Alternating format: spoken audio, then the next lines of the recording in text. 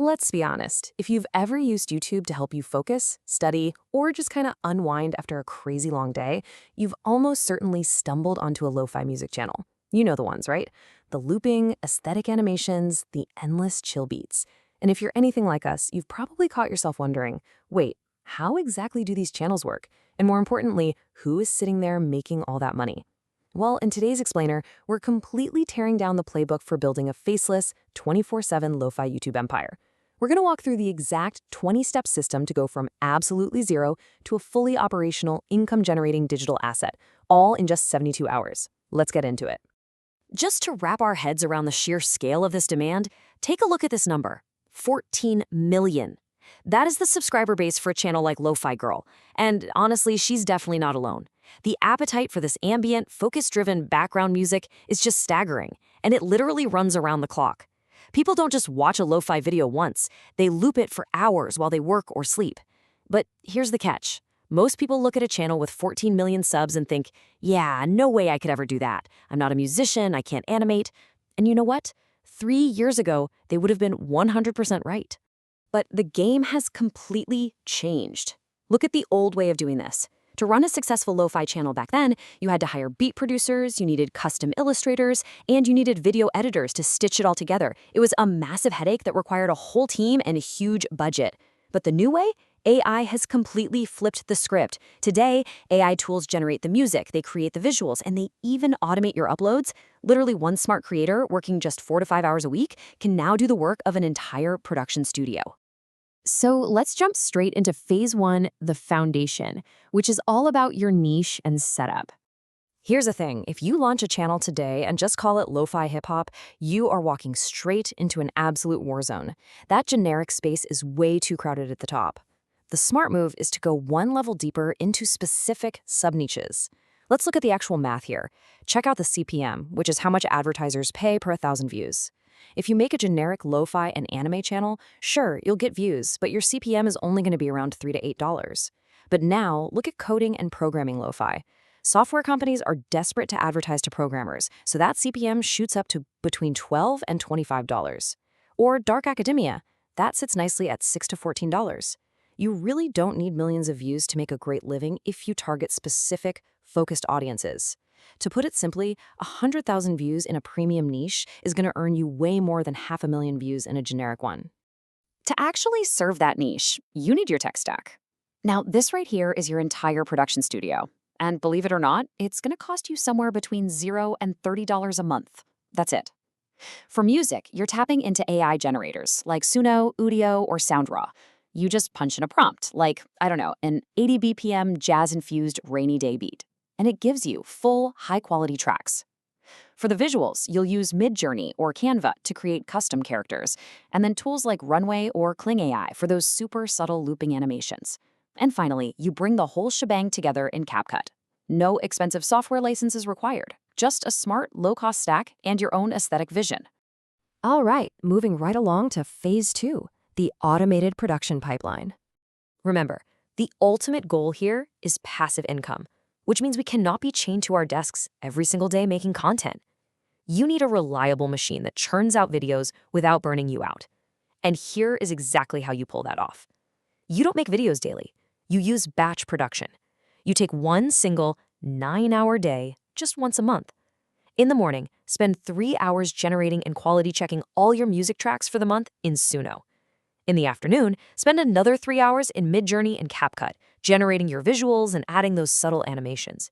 And by the way, that subtle motion, like falling rain or steam rising from a coffee cup, is absolutely crucial for keeping viewers watching. Then, in the evening, you spend your last few hours compositing everything, writing titles and scheduling your uploads. Boom! 9 hours of focused work, and you've got 4 full weeks of content ready to go. Now, I really want to highlight this quote because it's a total game changer. The model is catalog saturation, not virality. Every video is a permanent search asset. If you take absolutely nothing else away from this explainer, please remember that. We are not out here trying to be the next Mr. Beast, okay? We do not care about going viral. When someone searches for 3-hour study beats for ADHD focus, we just want our channel to be the answer. You are essentially building a massive catalog of permanent digital real estate. That brings us to phase 3, the 90-day growth engine. So when you first launch, YouTube has literally no idea who you are or who to show your videos to. It's a blank slate. For the first 90 days, you have to upload consistently just to feed the algorithm data. And during this sprint, your click-through rates, or CTR, is everything. You're targeting a solid 5% CTR. How do you do that? By using proven data-backed thumbnail psychology. Place your character slightly off-center and facing away. It invites the viewer's imagination. Use a single warm light source against a dark background because our brains process that contrast instantly. And here's a massive pro tip. Zero text in your thumbnails. None. Lo-fi audiences are hunting for a vibe, not some clickbait billboard. Keep it clean and moody, and you'll win every time. Okay, phase 4, stacking 5 revenue streams.